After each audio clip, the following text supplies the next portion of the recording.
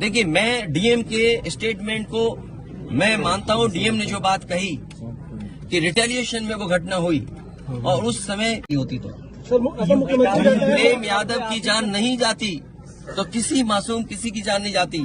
आखिरकार सरकार क्यों इस बात को छिपाना चाहती है कि प्रेम यादव को भुला करके मारा, और किसने मारा, धारदार से कैसे मारा। और यही नहीं आप बताइए, सुल्तानपुर में क्या एक ब्राह्मण डॉक्टर को ड्रिल से नहीं मार दिया? ड्रिल से, क्या ड्रिल से नहीं मारा?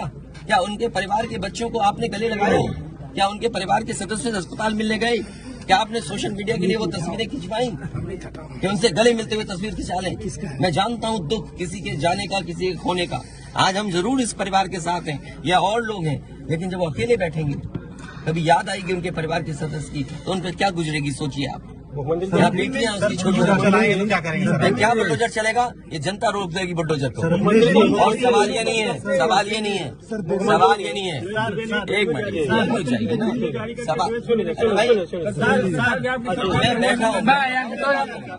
ये जो बुलडोजर चलाने की भाषा है, जो बुलडोजर चलाने की संस्कृति है, ये मत समझिए बुलडोजर में दिमाग नहीं होता है।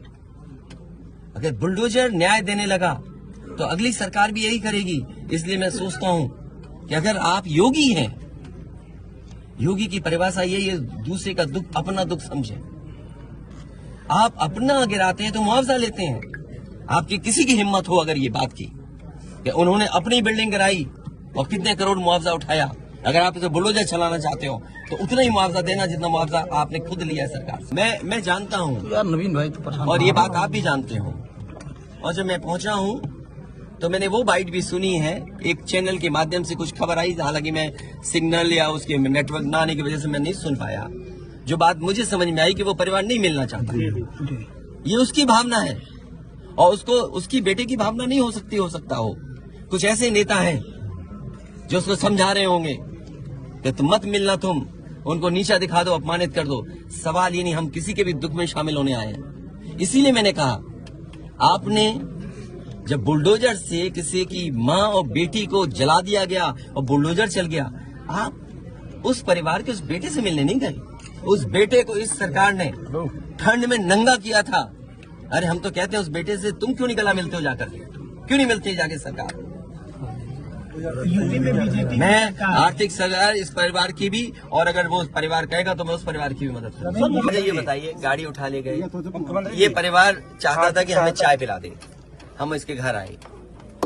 आप बताइए, चीनी चाय की पत्ती से लेकर कोई सामान नहीं ला सकते, पानी नहीं ला सकते। अरे किस बात के लिए सुरक्षा है? सुरक्षा तो इस बात की इनकी जान की सुरक्षा होनी है। अगर इनको कोई जरूरत है तो सुरक्षित होकर के जाएं बाजार और सुरक्षित होकर के बाजार से लौट के आ जाएं। ये इसका मतलब सुरक्षा है। सुरक्षा का मतलब ये थोड़ी कि घर को, परिवार को कैद कर दो, गाड़ी उठा ले जाओ, यहाँ से सामान ले जाओ।